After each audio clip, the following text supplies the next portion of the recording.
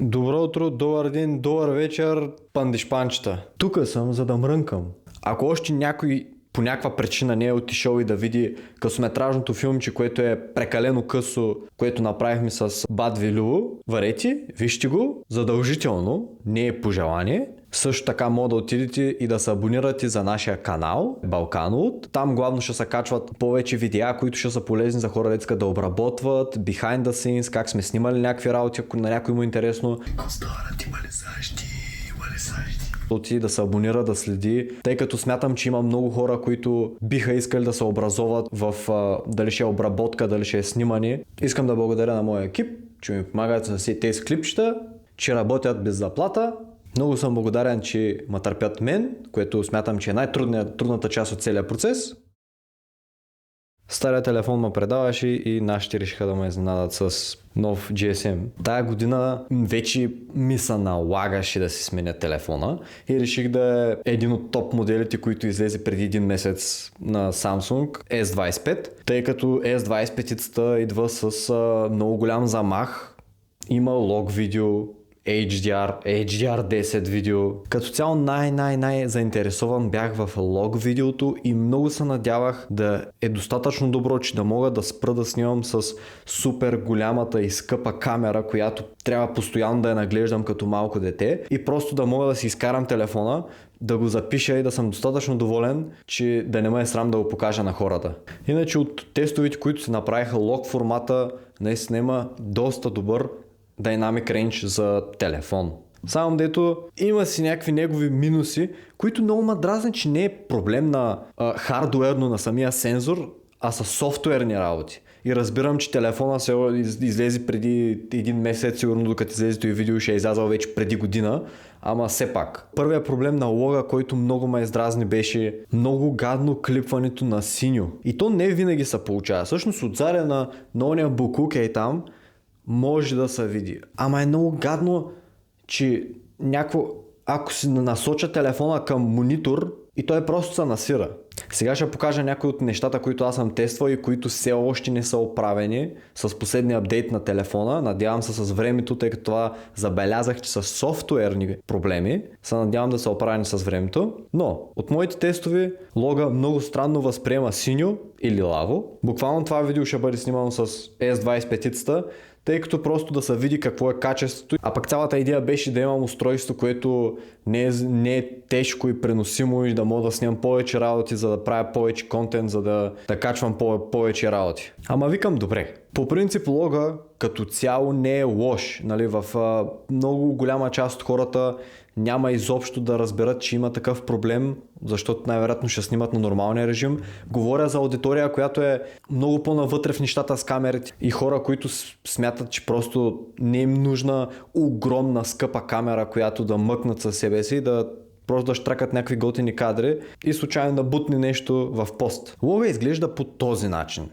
И не е много приятно, но Samsung предлагат трансформиращи лътови, които по някаква причина трябва да имаш акаунт с 250 обяснения да си изтеглиш лътовите, които да трансформираш това нещо. Цялата идея на лог формата е да запазва повече информация, която после в пост да може много по-лесно да се обработи. Имам решение за проблема с синьото, но е много шано. В крайна сметка открих, че просто ако от 5000 келвина го сложа на 10 000 келвина, и просто се оправя. Просто синьото няма как да клипне, защото е мега жълто. Но после в пост, когато го върнеш, бих казал, че когато го снимам на 5000 келвина и когато го снимам на 10 000 келвина и като се опитвам да ги мачна, доста близко се получава. Тъй, че според мен е някаква опция, ако някой има проблем с това нещо, има примерно монитори, които показват синьо, което забелязах, че това е най-големия проблем. Някакви лампички или диоди, които са в синьо, които също правят проблем и изключително гадно клипва и освен, че манечи клипва, че става много гадни артефакти и просто зато и предпочитам да го снимам на 10 000, да го балансирам и някакво всичко да е файн. Добре, може би лог формата викам, ай ще го оставя на страна за сега. Ама викам, дай да пробвам другите формати. Нали? Има HDR, който вече съм го ползвал на друг телефон и сме го ползвали за резервни кадри. Не мога да кажа, че е зле за телефон.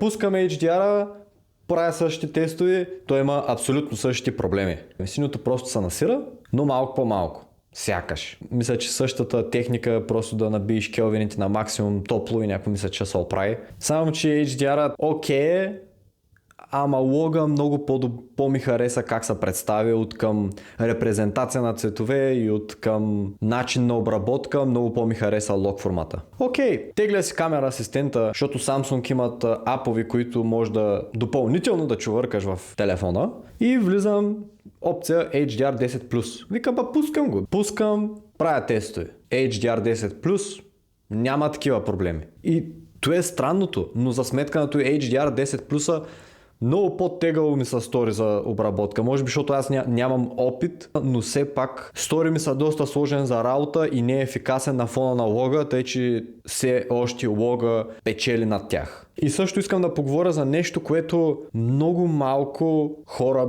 биха знаели, но хората, които по-сериозно се занимават с снимане на телефон, знаят за Blackmagic апа, който Blackmagic App позволява още повече контрол над камерата. Честно казано, на мен много ми харесва, тъй като мога да снимам нещо, автоматично директно се пуска в проекта в DaVinci, аз влизам и просто си го обработвам. Той просто хоп, снимаш, спираш, прибираш се във вас и то вече се качва. Много приятно, много полезен ап с бая повече настройки и функции от нормалния ап на телефона. Това видео е снимано с стоковия ап на телефона. Направи ми впечатление, че също, както HDR10+, Blackmagic камерата се справя много добре с запазването на синьото. Защо third party апа се справя по-добре от хората, които са измислили телефона? В Blackmagic апа снимано е с BT2020 HLG10 и много добре се представя. Честно казвам, с Blackmagic апа имам и друг път снимани за проекти, работи с телефон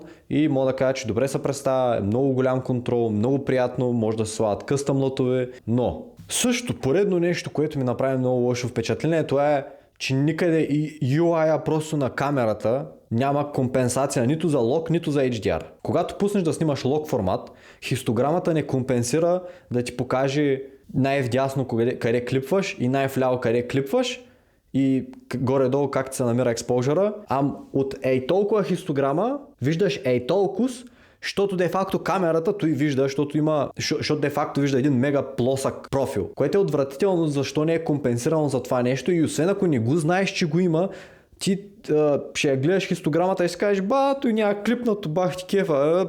Не брат, оказа се, че докато го разбрах той, беше много по-сложно. Нещо, което не смятам, че е трудно за използване, става толкова трудно за използване, защото някой пак не си свършил работа. Да не почвам просто за false color, то е същата работа, няма компенсация, никъде не клипва, всичко е точно, отваряш го, конвертираш го, изглежда на гъс. Също нещо е за зебрата на 75%, горе-долу там клипва, ама пак не е много точна. Много ма дразни, че нещата, които са про и не знам кое ви е прото, което ги е правило тези функции, ама по-добре го вълнете днеска. И също искам да поговоря за нещо. Направих тест с още два телефона. Единият телефон е Samsung Galaxy S23 Ultra, а другия телефон е Pixel 6. И двата телефона имаха същия проблем, което не мога да преценя дали е нормално за телефоните и аз чак сега го откривам след толкова време, или просто има някакъв много голям проблем, който абсолютно никой не го е бе. Най-големият проблем, който аз имам с Samsung, който се оказа, че не е само при Samsung, но най-така съм го виждал с S25-та, тъй като имал съм възможност най-много да я тествам, но S23 също го има този проблем. Което е много чудно как модел на 2 години все още не могат да си отстраните един проблем, който не знам даже как се получава. За проблема, който говоря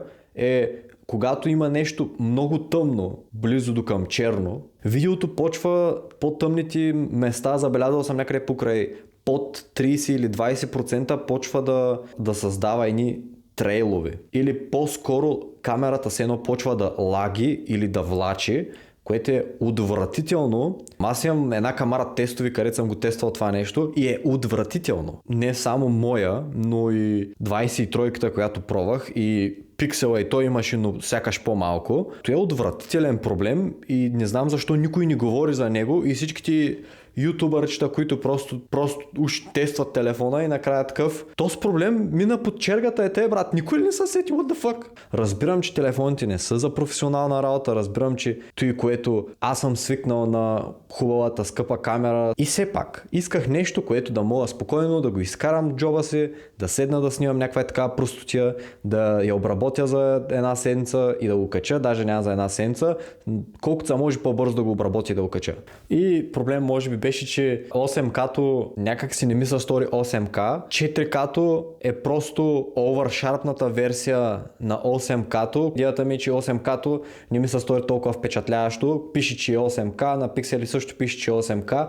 Не е толкова овершарпнато както 4K-то. При моите тестове не видях голям плюс, не видях да мога да зумна повече. Беше абсолютно, в смисъл стори мисля, че е абсолютно същия, просто с по-малко шарпнес. Нали? Също нещо интересно, което ми направи впечатление, защо не мога да ползвам целия сензор. Някои от вас изобщо няма да го забележат, но в момента видеото е във формат 16:9. Другата ми опция е 1:1 и Full, което всъщност просто още повече кропва от самия сензор. И нещо, което мен ма яд, когато съм в режим снимка, като задържа копчето, мога да ползвам целия сензор, цялото квадрат 4:3, ама когато съм във видео не мога. Ама когато съм в фоторежим мога. Само че в фоторежим снима с гадна резолюция. Защо? Буквално ако той е едната от опциите да снимаш Open Gate или пълен сензор, да използваш абсолютно цялата информация на сензора, да може после да се кропва както искаш, той буквално ще пръсне. Тогава вече наистина ще скочи едно ниво нагоре, тъй като дори не толкова професионалните контент креатори пак ще могат да се възползват от допълнителната информация, дали ще го кропнат, дали каквото и да е било. Разбирам, че всичко, което го преказваме е много нишово, но се води флагшип в крайна сметка. Разбирам, че не е камера, изобщо не го слагам в категория камера, защото не мога да стъпи на малкия пръст на повечето entry-level mirrorless камери. Но смятам, че ако просто дадете опцията да се снима пълен сензор, което е много тъпо, не е като да нямате опцията. И не смятам, че толкова много ще натовари ни сензора, ни телефонът.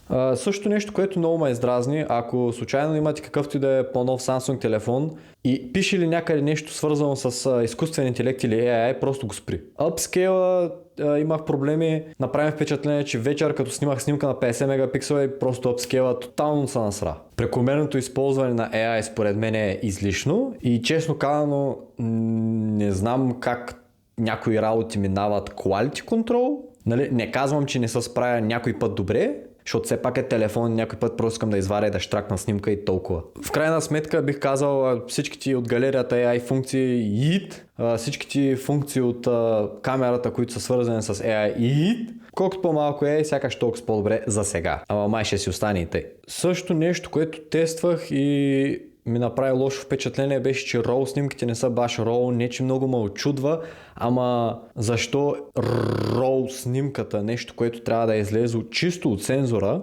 има добавен HDR ефект. Защо? Нали, той са едни такива работи, дето много се замислям кой си казал, че са добра идея. Нали, ти казваш, че са RAW. Разбирам, че телефона е за масова аудитория, ама не мисля, че масовата аудитория ще влезе да снима RAW снимки, разбираш ли? И поне, като са RAW снимки и знаеш, че най-вероятно масовата аудитория няма да ги снима, поне тези хора, дето знаят за какво е, остай го тия са порадват, майка му стара. Защо трябва да има допълнително? RAW снимката просто не е RAW снимка.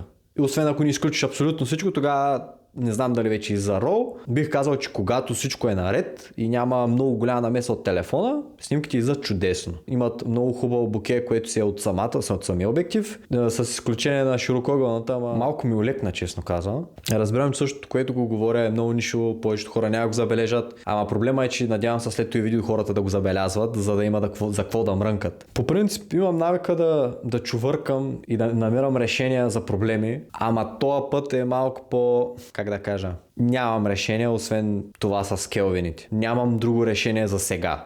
Той видео много се надявам да достигне до Samsung. Имал съм опцията, но просто не съм тествал, тъй като не съм знаел. Просто нямах си на представа, че такова нещо съществува, че такива буамачи изобщо се случват. Но Имам опцията да набарам по-новите iPhone и мисля да пробвам да видя тяхния лог, те на тъмно как се справят, да ги сравня. Много се надявам и те да не са толкова зле. Много се надявам този видео да достигне Samsung клише, някой друга фирма. Оправете си лайната. Нали, не мога да кажа, че е лош телефона. Прекрасен е за ползване. Кустомизации колко искаш, бързина колко искаш, фичери, които даже съм такъв, не съм знаел, че изобщо ги имат повече телефони. Цялостно много съм доволен да го ползвам като телефон. Но, с малката част с камерата много ме дразни. Мисля, че и нещо, ако някой седне, може да го оправи. Като цяло, според мен би помогнал много по-професионално да се снимат с телефон. Много се надявам и нещо да се оправи. До следващия път, че ми писна на чепката.